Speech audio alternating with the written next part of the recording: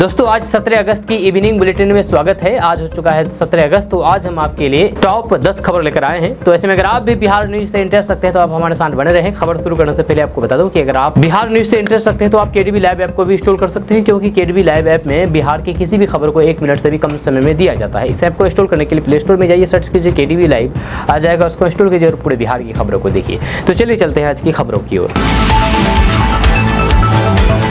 दोस्तों बिहेटा एयरपोर्ट के निर्माण का रास्ता साफ हो चुका है। भारत सरकार ने एयरपोर्ट निर्माण के लिए 1413 करोड़ रुपए की मंजूर की है। यह केंद्र के फैसले पर बिहार के नगर विकास मंत्री नितिन नवीन ने पीएम मोदी का धन्यवाद भी दिया है। उन्होंने कहा है कि बिहेटा में एयरपोर्ट के विकास का रास्ता आज साफ हो गया है। प्रधानमंत्री नरेंद्र मोदी की अध्यक्षता में केंद्रीय कैबिनेट में नए सिविल एनक्लेव के विकास के प्रस्ताव को मंजूरी दी है, जिसकी अनुमति लागत 1413 करोड़ रुपए होगी। जमीन उपलब्ध कराने के लिए बिहार के सीएम नीतीश कुमार को भी धन्यवाद दिया गया है।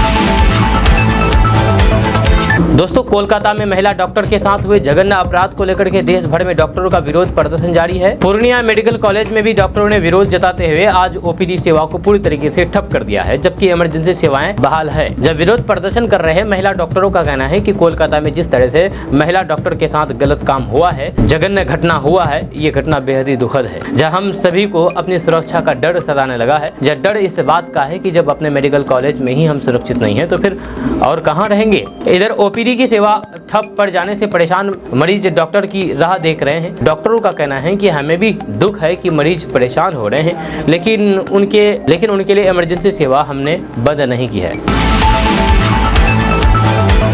दोस्तों गोपालगंज जिला में अजगर सांप से मवेशियों को बचाने के लिए गांव के एक युवक सुजीत कुमार उसे पकड़ने के लिए पहुंच गया, लेकिन शिकारी खुद अजगर का शिकार हो गया। जी हां, अजगर सांप को पकड़ने गए युवक पर उल्टे अजगर ने ही हमला कर दिया। उसके शरीर में जख्म के निशान भी हो गया, जिससे युवक घायल हो गया है, जिसे आनंद फानन में इलाज के लिए अस्पताल में भर्ती कराया गया। इस बात की जानकारी मिलने के बाद युवक के भाई ने अजगर को पकड़ा और फिर उसे लेकर के सदर अस्पताल पहुंच गया। घटना नगर थाना क्षेत्र के हरखुआ गाँव की है, यानी गोपालगंज जिला के हरखुआ गांव की है। दोस्तों बिहार में अपराधियों का मनोबल 7वें आसमान पर है। इसको बिहार के मुख्यमंत्री नीतीश कुमार से संरक्षण हासिल हो रहा है। यही वजह है कि अपराधी बेखौफ होकर के आपराधिक घटनाओं को अंजाम दे रहे हैं और फिर उनके अंदर से पुलिस प्रशासन का खौफ खत्म हो गया है।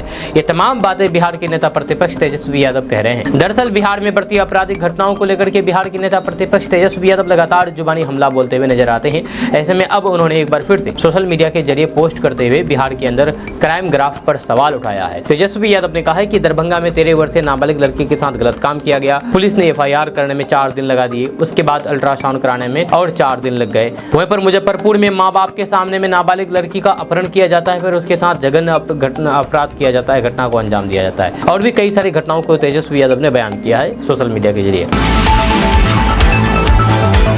दोस्तों इंडियन मेडिकल एसोसिएशन यानी कि आईएमए ने 17 अगस्त की सुबह 6 बजे रविवार 18 अगस्त को सुबह 6 बजे तक देश भर में अपनी सेवाएं बंद करने की घोषणा कर दी है और ये आज से बंद भी हो गया है। आपको बता दूं कि 9 अगस्त को कोलकाता के आरजीकर मेडिकल कॉलेज में एक डॉक्टर के साथ हुई जघन्य घटना के बाद पूरे देश में हंगामा मच गया है। इस घटना के विरोध में देश भर में हड़ताल और प्रदर्शन जारी है। अस्पताल की इमरजेंसी से लेकर के ओपीडी सेवा तक इससे प्रभावित हो गई है, जिससे मरीजों को भारी परेशानी का सामना करना पड़ रहा है।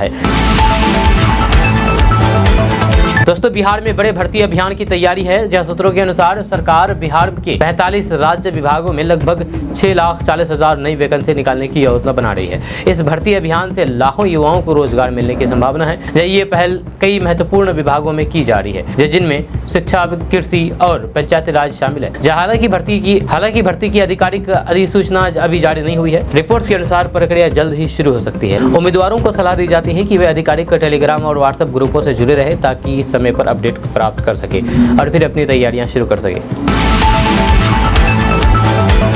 दोस्तों बिहार में भले ही गंगा के जलस्तर में कमी आई हो, लेकिन गंगा सहित प्रदेश के यानी कि बिहार की प्रमुख नदियां अभी भी खतरे के निशान से ऊपर बह रही है।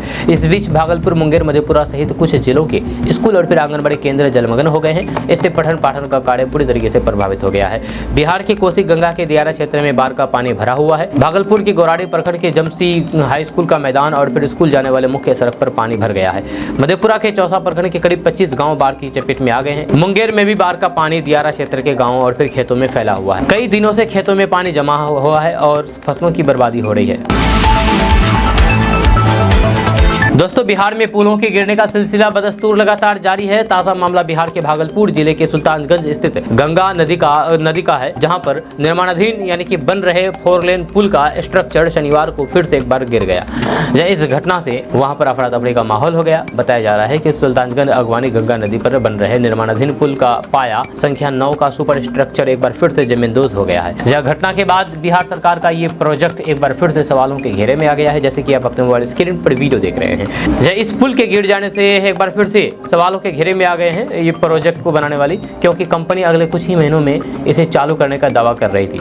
ऐसे में लेकिन अगर ये पुल चालू हो जाता तो फिर कितना बड़ा हादसा हो सकता था। आज सुबह लगभग 7:15 पर महज कुछ ही सेकंड में ये पुल नदी में गिर करके धराशायी हो गया। चंद मिनटों में करोड़ों रुपए की लागत से बन रहे पुल एक बार फिर से गंगा नदी में जल समाधि ले ली। विकास के वे दावे जो कि नीतीश सरकार सालों से करती आ रही है, जब बिहार के भागलपुर में सुल्तानगंज अगवानी गंगा नदी पर बन रहा 4 लेन पुल एक बार फिर से धराशायी हो गया। पुल गिरने की घटना ये तीसरी घटना है। जब पहली घटना 30 अप्रैल 2022 को अहले सुबह पाया संख्या 4 और 6 को जोड़ने वाली लगभग 36 सेगमेंट हवा के झोंके से तहस नहस हो गई थी और पत्ता की तरह धराशायी हो गई थी। दोस्तों अगर आप भी मुख्यमंत्री उद्यमी योजना में अप्लाई किए हुए हैं तो आपके लिए बुरी खबर है। बुरी खबर यह है कि मुख्यमंत्री उद्यमी योजना के लिए करीब 5,41,000 आवेदन आए हैं। जी हाँ, आपको बता दूं कि मुख्यमंत्री उद्यमी योजना के तहत 15 अगस्त तक का आवेदन की अंतिम तिथि थी, जो कि समाप्त हो गई है। अब इसका जो डेटा सामने आया है कि इसमें 5,41,000 लोग आवेदन किए हैं। आपको बता दूं कि 9,200 लोगों को ही लोन बांटा जाएगा, मात्र 9,200 लोगों को, और यहाँ पर अप्लाई हुआ है 5,41,000।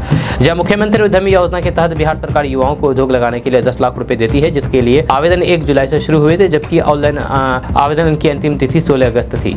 इस योजना का लाभ उठाने के लिए करीब 5,41,667 लोग आवेदन किए थे। इससे पहले इस योजना में इतने आवेदन कभी भी नहीं हुए थे। मुख्यमंत्री उद्यमी योजना के लिए सबसे ज्यादा आवेदन EBC हुए थे। आपको बता दूं कि मुख्यमंत्री उद्यमी योजना के तहत मात्र 9,200 लोगों को ही लोन दिया जाएगा, लेकिन इसमें से 5,41,000 लोगों ने आवेदन कर लिया है। दोस्तों बिहार में एक बार फिर से मुख्यमंत्री सेतु निर्माण योजना शुरू की जाएगी। मुख्यमंत्री नीतीश कुमार ने शुक्रवार को ग्रामीण कार्य विभाग के वरिष्ठ अधिकारियों के साथ उच्च स्तरीय समीक्षा बैठक में इस बात को लेकर के निर्देश दिए हैं। जब बैठक में मुख्यमंत्री नीतीश कुमार ने कहा कि साल 2005 में सरकार में आने के बाद बिहार में बेहतर सड़क और फिर पुल पुलियों का निर्माण कराया गया है। जहाँ हम लोगों का उद्देश्य सिर्फ बेहतर सड़क और फिर पुल पुलियों का निर्माण कराना ही नहीं है, बल्कि उसका अच्छे से मेंटेनेंस करना भी है। उन्होंने स्पष्ट निर्देश दिया है कि ग्रामीण पथों का बेहतर रखरखाव किया जाए। विभाग के इंजीनियर पथों के निर्माण और फिर मेंटेनेंस के लिए जिम्मेदारी पूर्वक कार्य करेंगे, तो फिर बेहतर सड़कों का निर्माण होगा और फिर सड़कें मेंटेनेंस भी रहेगी। दोस्तों बिहार में नौकरी करने वाले शिक्षकों के लिए एक बड़ी खबर सामने आ रही है। ताजा रिपोर्ट्स के मुताबिक बिहार में BPSC से नियुक्त 41 शिक्षकों की नौकरी जा सकती है। इन सभी पर तथ्य छिपा करके नौकरी करने का आरोप है। ये शिक्षक यूपी के निवासी हैं। खबर के अनुसार बिहार टीचर भर्ती में केंद्रीय माध्यमिक शिक्षा बोर्ड द्वारा आयोजित होने वाली केंद्रीय शिक्षा पात्रता परीक्षा की सूचना के अनुसार मान्य श्रेणी के अभ्यर्थियों को 60% या फिर उससे अधिक अंक मिलने पर योग्य घोषित किया जाना था। लेकिन मध्य विद्यालय में नियुक्त इन शिक्षकों की ने तथ्य को छिपाकर के योगदान किया है। इन अभ्यर्थियों को 60% से कम अंक होने के बाद भी विद्यालय में योगदान कराया गया है। ये सभी उत्तर प्रदेश के हैं, यानी कि सामान्य श्रेणी के तहत इनकी योगदान नहीं है।